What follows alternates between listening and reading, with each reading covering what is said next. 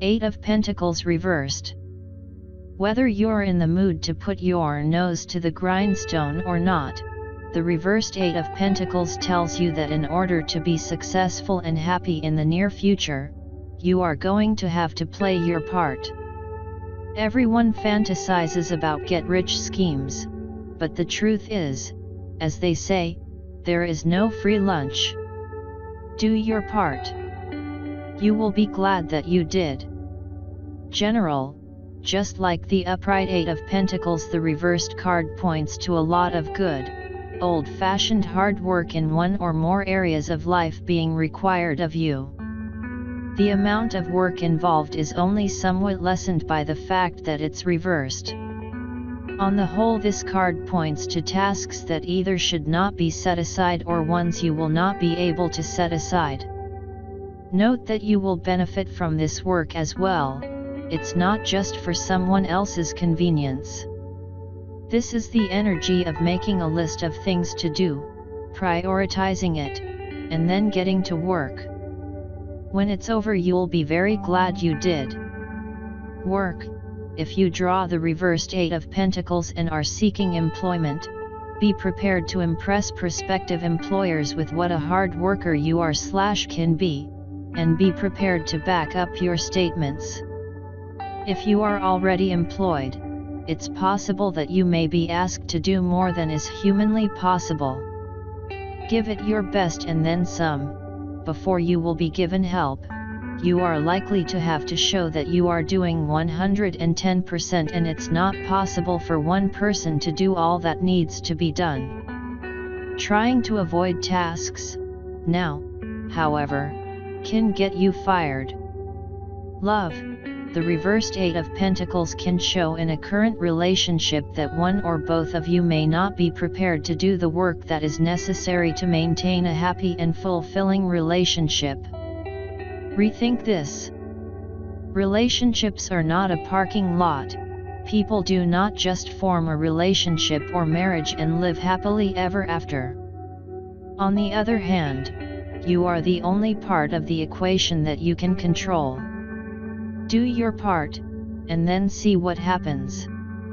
If you're looking for love, you are going to have to work to find it. Don't just sit home and imagine it falling out of the sky. Build your own happy, fulfilling life, and get out and meet people, if you really want love in your life. Don't fool yourself that it will just magically happen. Finances. The reversed Eight of Pentacles can warn us about being slightly delusional about money. There's no harm in dreaming, but don't count on the lottery to fix your financial problems. Be willing to work. Be patient. They say good things come to those who wait, but it should really be good things come to those who work and wait. Nearly every overnight success was actually years in the making. Health. The Eight of Pentacles reversed urges that you do some work and take some action in order to improve your health status.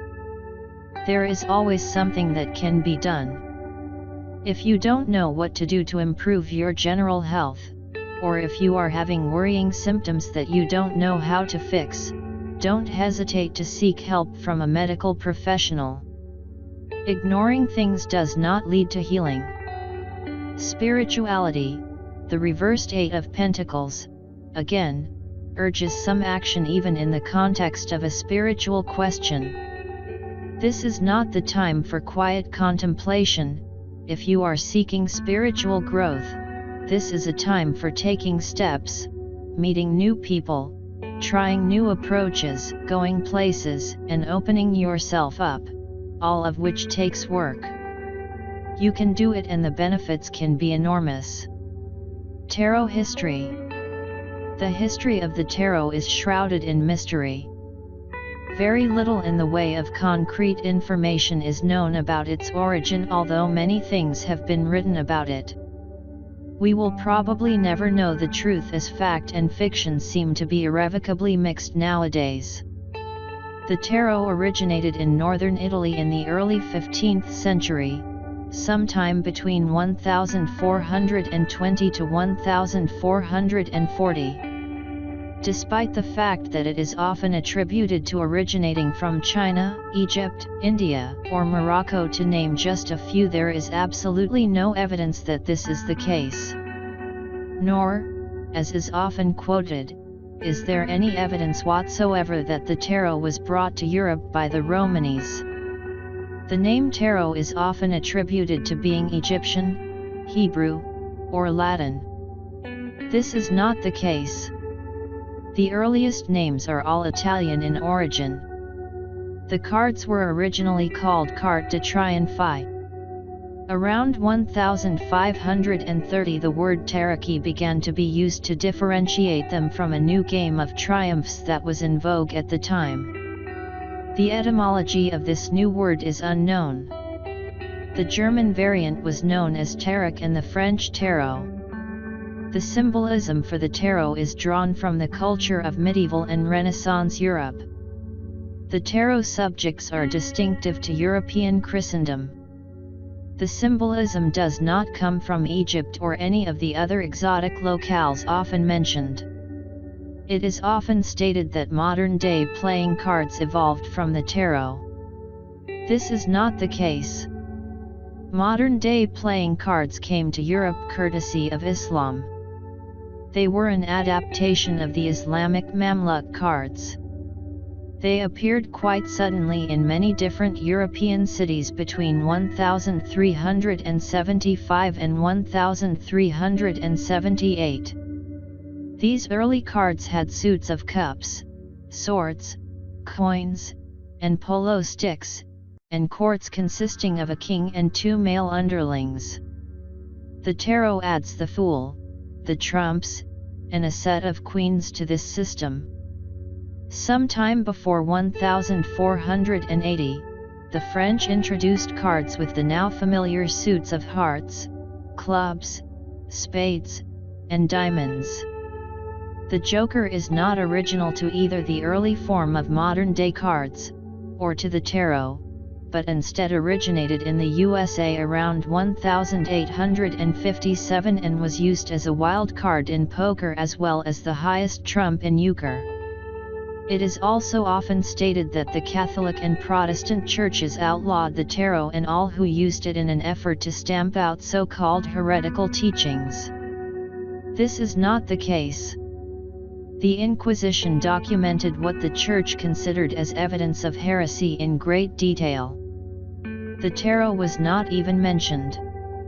After the Reformation, less controversial images for the Pope and Papess were substituted by card makers as the Church had objected to the original images. It is often said that the tarot was not used as a divination tool prior to 1781.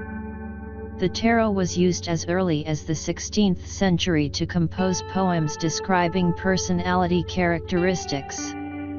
There is historical evidence that in one case at least these verses were presented as relating to the person's fate. In other words, divination. Divinatory meanings were assigned to the tarot in Bologna in the early 1700s, and this is the first unambiguous evidence of tarot divination. Ordinary playing cards were connected with divination as early as 1487. It is not unreasonable to think that the tarot was also. The tarot has often been attributed with being a pillar of Western esoterica occultism. This is certainly not the case. The first occult writers to discuss the tarot were Court de Gobelin and the Comte de Melot in 1781. The tarot was not mentioned in any occult work for the first 350 years of its existence. The terms Major Arcana, Minor Arcana, High Priestess, and Hierophant are anachronistic when referring to the older tarot decks. The historically appropriate terms are the Trumps and the Fool, the suit cards, Papess or Popess, and Pope. Likewise, Pentacles and Wands are relatively recent substitutions for the traditional suit names of coins and staves or batons. The original Italian titles of the cards were in some cases different from the later French titles that have become familiar to us through the Tarot de Marseille and its descendants. Also, the ordering of the trumps varied considerably in Italy where the cards originated. It is not known which ordering is the earliest one. Even the number of cards in the deck varied a great deal. So care should be used in making statements about the original meaning of the cards based on the familiar titles and ordering. Many believe that the Waite-Smith Tarot is the original, standard, or most authentic tarot deck in existence. This is absolutely untrue.